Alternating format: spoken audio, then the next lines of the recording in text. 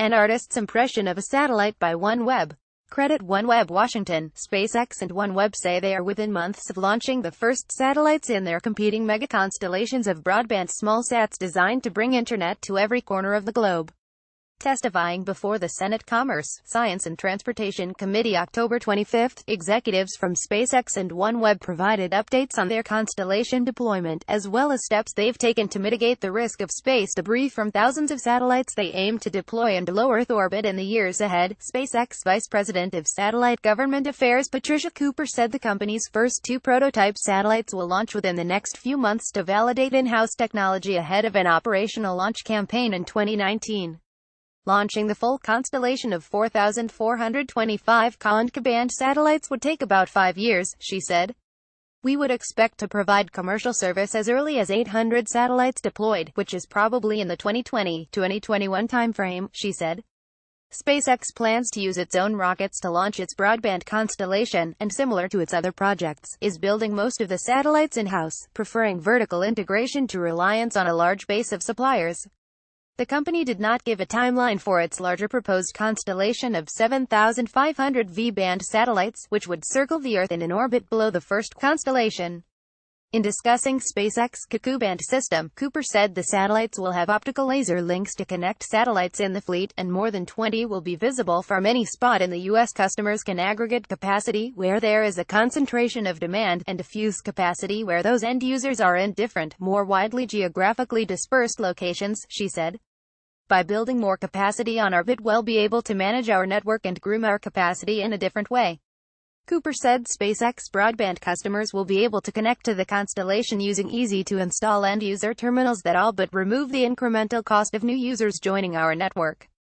OneWeb still expects to begin service with its first-generation constellation of roughly 900 satellites in 2019, though the launch date for the first 10 satellites has slipped by 2 months. Greg Weiler, OneWeb's founder and executive chairman, said the first launch is now scheduled for May instead of March. Greg Weiler, founder and executive chairman of OneWeb. Credit Space News screen capture from October 25 Senate hearing. Credit U.S. Senate via Space News. Arianespace is OneWeb's primary launch partner and will use Europeanized Soyuz rockets to loft most of the initial constellation.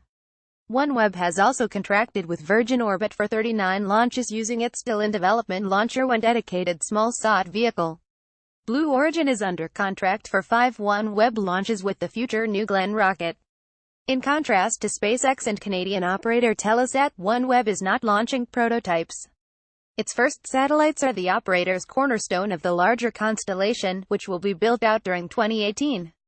Weiler said OneWeb has 3 generations of its constellation already planned, with the first offering peak speeds of 500 megabits per second to rural users and other customers.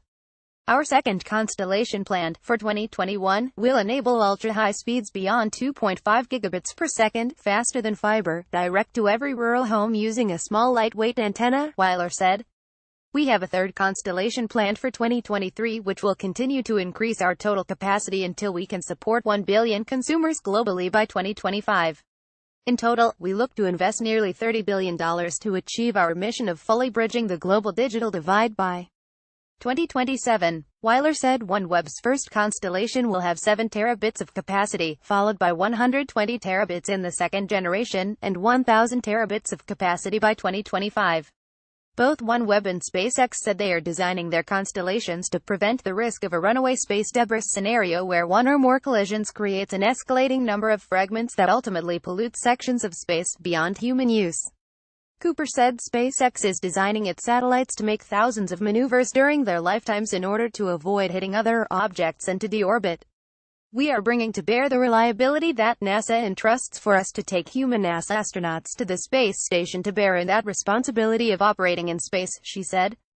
A collision in space would cause the opportunities that OneWeb and other satellite operators are pursuing to vanish in the blink of an eye, Weiler said.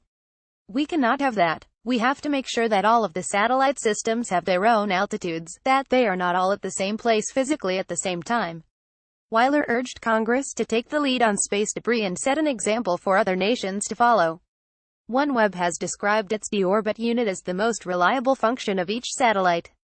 Weiler said OneWeb has intentionally distanced its constellation from other existing players to reduce the risk of interconstellation debris creation. These best practices have been adopted by others as there remain many altitudes for safe space operations, he said. Cooper added that Congress should encourage better coordination between agencies that handle orbital safety, and consider additional investments in the space situational awareness tracking systems. This story was provided by Space News, dedicated to covering all aspects of the space industry.